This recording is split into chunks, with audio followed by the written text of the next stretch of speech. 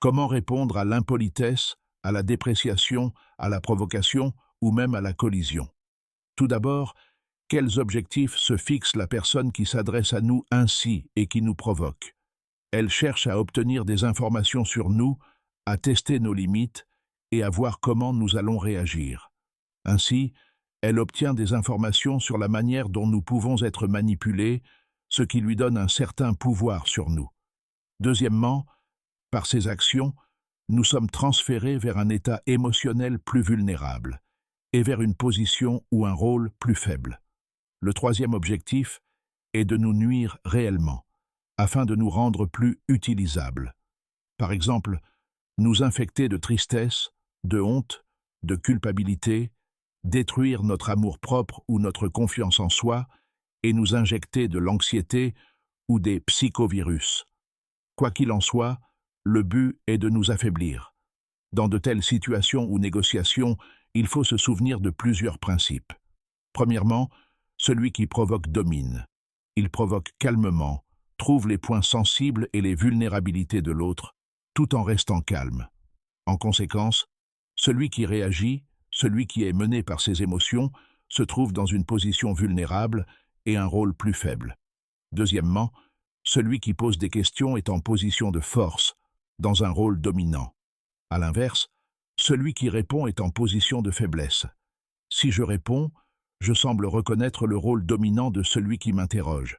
Si je ne l'admettais pas, je ne répondrais pas, car en répondant, je semble me justifier, je fais quelque chose pour lui.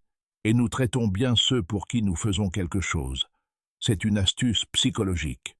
Par conséquent, si je provoque une autre personne pour qu'elle me dise quelque chose et réponde à mes questions, je la rends plus vulnérable et j'affaiblis son rôle. Le principe suivant est que celui qui évalue, dévalorise, blâme et critique domine. En revanche, la personne qui cherche des excuses, prouve quelque chose, tente de se réhabiliter, de se vendre ou de réagir à la dépréciation en disant « Non, laissez-moi vous prouver le contraire », se trouve dans une position de faiblesse. Enfin, le dernier principe, celui qui ne parle pas de lui-même mais de quelque chose d'autre domine. Celui qui parle de soi est dans une position plus faible, car il livre des informations nécessaires à son interlocuteur et devient de fait plus vulnérable. De plus, il existe une astuce psychologique. Si je confie des informations importantes sur moi à quelqu'un, il me devient plus difficile de maltraiter cette personne, car j'ai partagé une partie de moi-même. La provocation, l'impolitesse et le harcèlement visent à nous déstabiliser émotionnellement. Lorsque nous sommes touchés au vif, nos actions ne sont plus guidées par la raison ou l'intellect, mais par les émotions, ce qui nous rend moins efficaces. Nous risquons de commettre des erreurs et de nous mettre dans une position encore moins avantageuse. Dans cet état, une personne a tendance à parler d'elle-même, à se justifier et à répondre aux questions. Pourtant, celui qui se justifie confirme en quelque sorte sa culpabilité, car seuls les coupables se justifient, les innocents ne le font pas. En répondant aux questions et en parlant de soi, toute la puissance intellectuelle de la personne est tournée vers l'intérieur, la distrayant de ce que fait son interlocuteur. Dans cet état, vous ne voyez pas ce qu'on vous fait, vous perdez la vision d'ensemble. Vous n'avez plus assez de ressources pour évaluer l'autre et ses intentions à votre égard. Voici plusieurs astuces pour maintenir votre stabilité et ne pas tomber dans une position vulnérable. 1. L'échec de la provocation. Il s'agit de laisser la personne dépenser toute son énergie. Nous devons l'écouter jusqu'au bout et, si possible, l'inviter à continuer de parler encore et encore. Si quelqu'un vous agresse en disant « c'est trop cher »,« tu es nul » ou « ton lien est mal noué », restez silencieux, avec un intérêt bienveillant, comme si vous étiez face à une personne mentalement instable. Dites simplement « c'est très intéressant » et ensuite, continuez.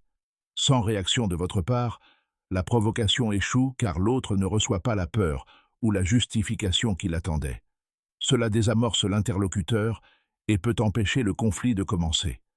2. Le retournement par l'intérêt. Face à la critique ou l'impolitesse, montrez une inquiétude sincère. Que s'est-il passé? Qu'est-ce qui vous arrive? Que l'on vous traite de fou ou que l'on critique votre éducation, montrez de la surprise et de l'intérêt. Vous sentez-vous mal? Cela brise le schéma, déplace l'attention de la personne sur elle-même et sème le doute dans son esprit. 3. Les questions de clarification. Métamodèle. Décomposez toutes les critiques en éléments simples et demandez des précisions. Si on vous dit « vous êtes incompétent », demandez « que voulez-vous dire exactement? Qu'est-ce qui ne vous convient pas ?» Si on vous dit « votre machine ne fonctionne pas », demandez « comment l'avez-vous utilisée ?» En forçant l'autre à expliquer, vous le poussez à répondre à vos questions, abaissant ainsi sa position de force. Vous manipulez ainsi le manipulateur. Faites-le avec un sourire gentil, mais avec une pointe de pitié, comme si l'autre disait des bêtises. 4. L'évaluation et le métacadre.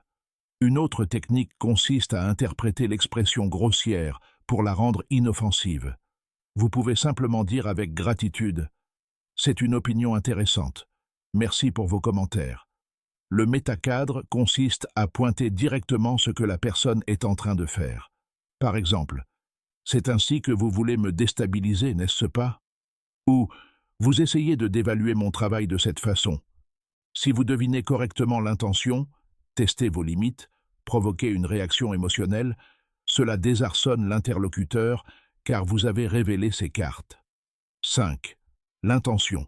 Demandez simplement « Pourquoi avez-vous décidé de me poser cette question précise maintenant ?» Ou « Pourquoi partagez-vous cette opinion sur moi? Quel est votre but ?» Cela force la personne à se justifier, déplace le focus sur elle et vous redonne l'initiative, surtout en public.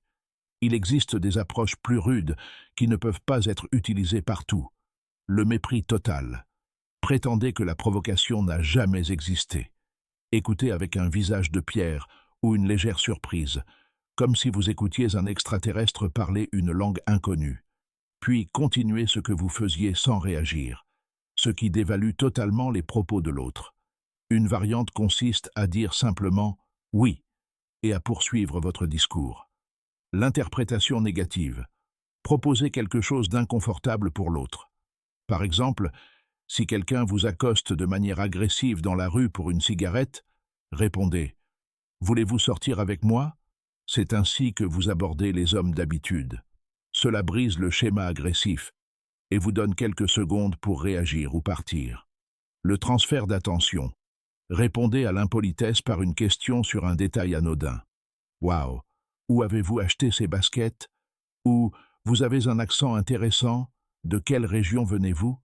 Il existe des situations, négociations tendues, face à face avec des personnes dangereuses ou des collecteurs de dettes, où il est risqué d'utiliser ces techniques de jeu. Dans ce cas, appliquez un modèle en 5 étapes plus sûres. 1. Laissez les émotions s'éteindre. Laissez la personne s'exprimer pleinement pour éviter toute agression physique. Écoutez sans résister. 2. Ne résistez pas. Acceptez les faits ou l'état émotionnel de l'autre. Je vois que vous êtes contrarié. Il y a effectivement un problème. 3. Devenez un allié. Transformez le « moi » contre vous en « nous » contre le problème. 4. Passez à l'analytique.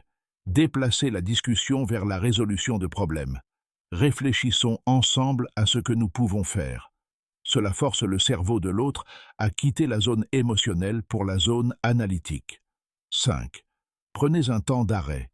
Une fois les objectifs fixés, convenez d'une prochaine rencontre et séparez-vous pour réfléchir calmement sans être mené par vos émotions.